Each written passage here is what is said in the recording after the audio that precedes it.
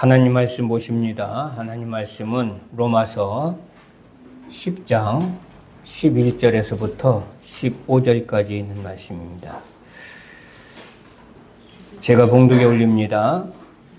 성경에 이르되 누구든지 그를 믿는 자는 부끄러움을 당하지 아니하리라 하니 유대인이나 헬라인이나 차별이 없음이라. 한 분이신 주께서 모든 사람이 주가 되사 그를 부르는 모든 사람에게 부여하시도다. 누구든지 주의 이름을 부르는 자는 구원을 받으리라. 그런즉 그들이 믿지 아니하는 일을 어찌 부르리요? 듣지도 못한 일을 어찌 믿으리요? 전파하는 자가 없이 어찌 들으리요? 보내심을 받지 아니하였으면 어찌 전파하리요? 기록된 바 아름답도다 좋은 소식을 전하는 자들의 발이여 함과 같으니라. 아멘. 오늘은 본문 말씀을 가지고 전파하는 자라는 제목으로 함께 은혜 받고자 합니다. 시편 89편 47절에서 솔로몬과 동시대에 살았던 에단은 하나님을 향해서 나이대가 얼마나 짧은지 기억하소서. 주께서 모든 사람을 어찌 그리 허무하게 창조하셨는지요? 라고 말했고, 시편 90편 4절에서 모세는 하나님께 기도하기를 주의 목전에는 1000년이 지나간 어제 같으며 밤에 한순간 같을 뿐이라고 하면서 우리의 모든 날이 주의 분노 중에 지나가며 우리 평생이 순식간에 다하였나이다 라고 했습니다. 그리고 시편 39편 5절에서 다윗은 주께서 나의 날을 한 뼘 길이만큼 되게 하시매 나의 일생이 주 앞에는 없는 것 같사오니 사람은 그가 든든히 서 있는 때에도 진실로 모두가 허사뿐이니이다 라고 인생을 노래했습니다.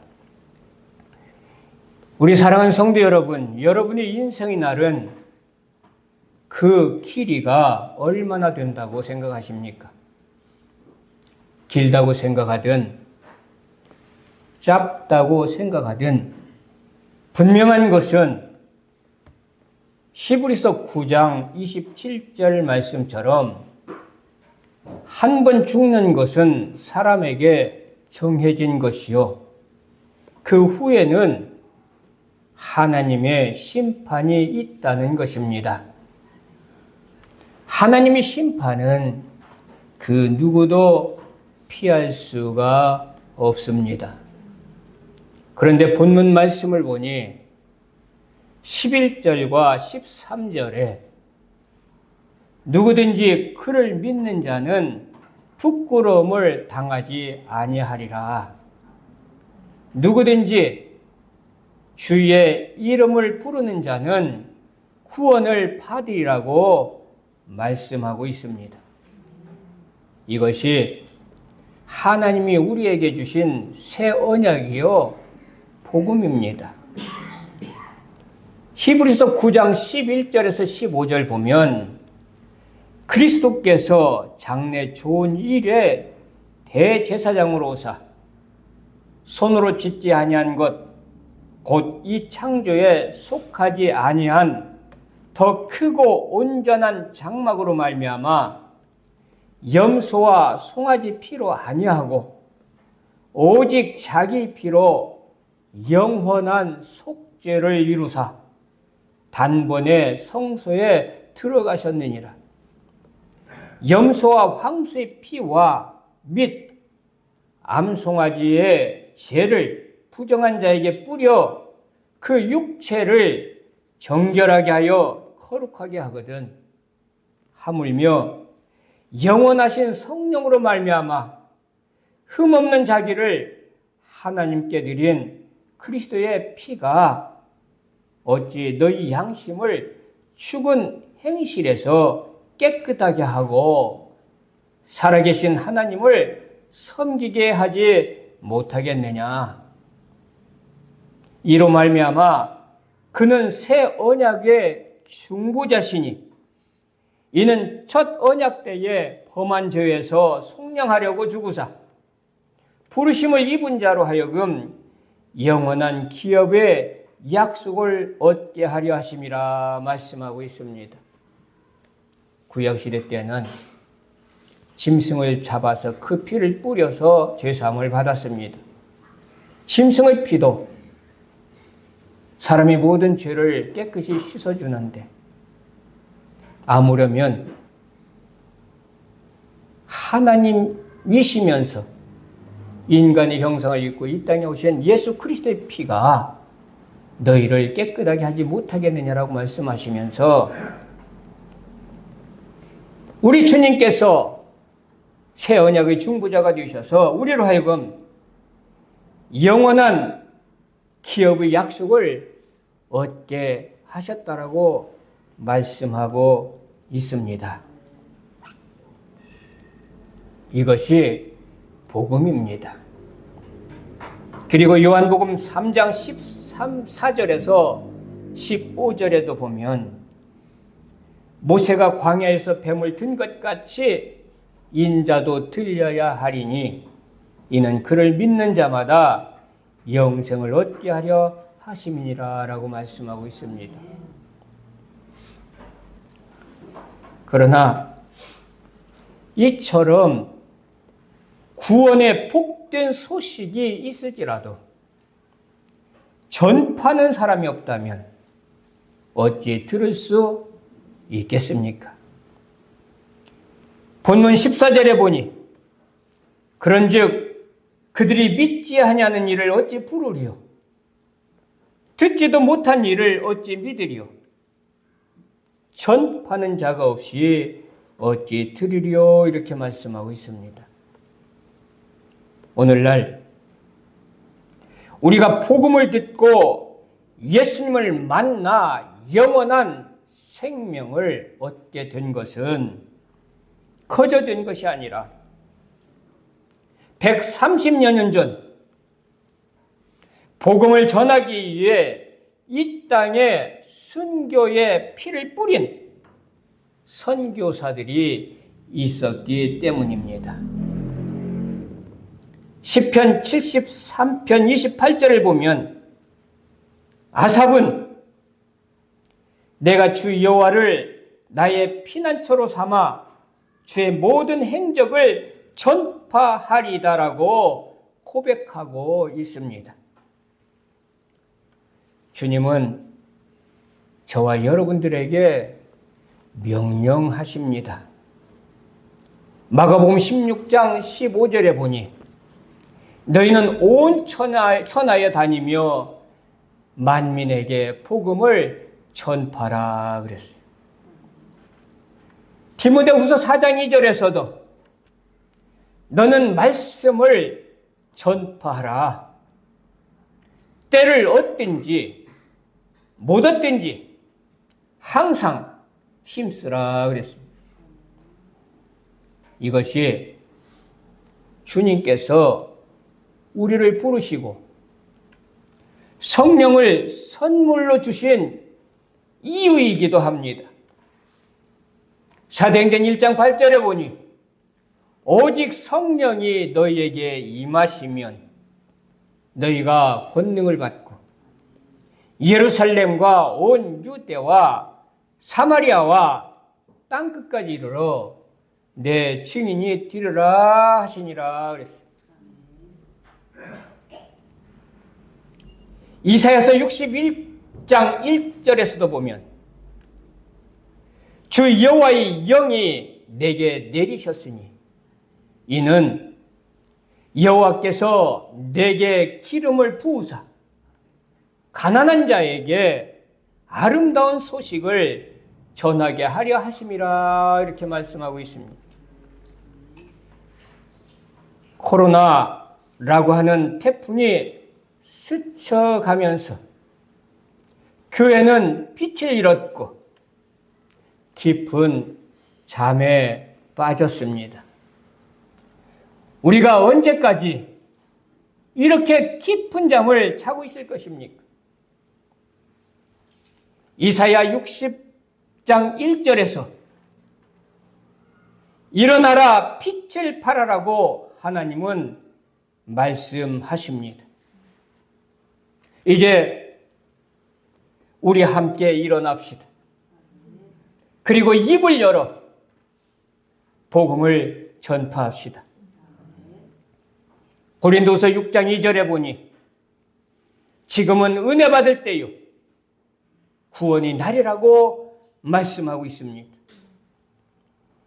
복음의 문이 언제나 열려 있는 것이 아닙니다. 문이 닫히기 전에 말씀에 순종하여 힘써 복음을 전해야 합니다. 잠언 1장 27절에서 28절을 보면 너희 두려움이 광풍같이 임하겠고 너희 재앙이 폭풍같이 이르겠고 너희에게 근심과 슬픔이 임하리니 심판의 때가 임하리니라는 말씀이에요. 그때에 나를 부르리라. 그래도 내가 대답하지 아니하겠고 부지런히 나를 찾으리라. 그래도 나를 만나지 못하리니 심판날이 되면 아무리 불러도 아무리 찾아도 주님은 대답하지 아니하겠다는 거예요. 주님은 주님을 만나지 못한다는 얘기입니다. 그래서 마가복음 1장 14절에서 15절에도 보니 예수께서 갈릴리에 오셔서 하나님의 복음을 전파하여 이르시되 때가 찼고 하나님의 나라가 가까웠으니 회개하고 복음을 믿으라 라고 말씀하고 있습니다. 언제나 우리가 복음을 전할 수 있는 게 아니라는 거예요. 언제나 예수를 믿을 수 있는 게 아니라는 겁니다. 지금이 기회입니다. 지금이 은혜 받을 때요 구원의 날인 것입니다. 사도 바울은 사도행전 20장 24절에서 복음 전하는 일에 나의 생명을 조금이라도 귀한 것으로 여기지 아니했다라고 말하고 있습니다. 예수님께서도 마가복음 1장 38절에 보니 이르시되 우리가 다른 가까운 마을들로 가자. 거기서도 전도하리니 내가 이를 위하여 왔노라 라고 말씀하십니다. 전도는 생명을 살리는 하나님께서 가장 기뻐하시는 일입니다. 그래서 주님은 70양의 비유로 10달란트의 비유로 우리들에게 말씀하고 계시는 겁니다. 요한복음 6장 39절에서도 예수님은 말씀하시기를 나를 보내신 이 뜻은 내게 주신 자 중에 내가 하나도 잃어버리지 아니하고 마지막 날에 다시 살리는 이것이니라 라고 말씀하고 있습니다. 전도는 생명을 살리는 하나님께서 가장 기뻐하시는 일이라는 것입니다. 그래서 누가복음 19장 10절에서도 보니 인자가 온 것은 잃어버린 자를 찾아 구원하려 함이니라 그랬어요. 마태복음 18장 14절에서는 이와 같이 이 작은 자 중에 하나라도 잃는 것은 하늘에 계신 너희 아버지 뜻이 아니니라 이렇게 말씀합니다. 우리 모두는 복음을 전파하는 전파자로 하나님께 귀히 쓰임받는 자가 되시기를 바랍니다. 그러기 위해서는 우리 스스로가 복음 전파자로 잘 훈련 받아야 합니다. 예수님께서도 이 땅 위에 계실 때에 제자들을 훈련시켰습니다. 마가복음 6장 7절에서 9절에 보니 12제자를 부르사 둘씩 보내시며 더러운 귀신을 제하는 권능을 주시고 명하시되 여행을 위하여 지팡이 외에는 양식이나 배낭이나 전대의 돈이나 아무것도 가지지 말며 신만 신고 두 벌 옷도 입지 말라 그랬어요. 강하게 전도 훈련을 시켰던 것입니다. 우리 교회도 전도 훈련을 스스로가 열심히 받는 성도들이 되시기를 바랍니다. 그리고 전도하는 자가 되시기를 바랍니다. 복음을 전파하는 사람에게는 하나님의 위로하심과 축복이 있습니다. 잠언 11장 18절에 보니 악인이 싹슨 허무하되 공의를 뿌린 자의 상은 확실하노라 그랬어요. 우리가 복음 전파자로 많은 생명을 옳은 대로 인도하면 우리 상급은 확실합니다. 시편 126편 5절에서도 보니 눈물을 흘리며 씨를 뿌리는 자는 기쁨으로 거두리로다 그랬어요.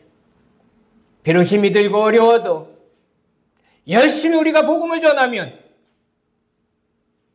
분명한 것은 기쁨으로 그 열매를 거두게 될 줄을 믿습니다. 데살로니가전서 2장 19절에는 이런 말씀이 있습니다. 우리 소망이나 기쁨이나 자랑의 면류관이 무엇이냐? 그가 강림하실 때 우리 주 예수 앞에 너희가 아니냐? 너희는 우리 영광이요 기쁨이니라 그랬습니다. 사도 바울은 데살로니가 교회의 성도를 향해서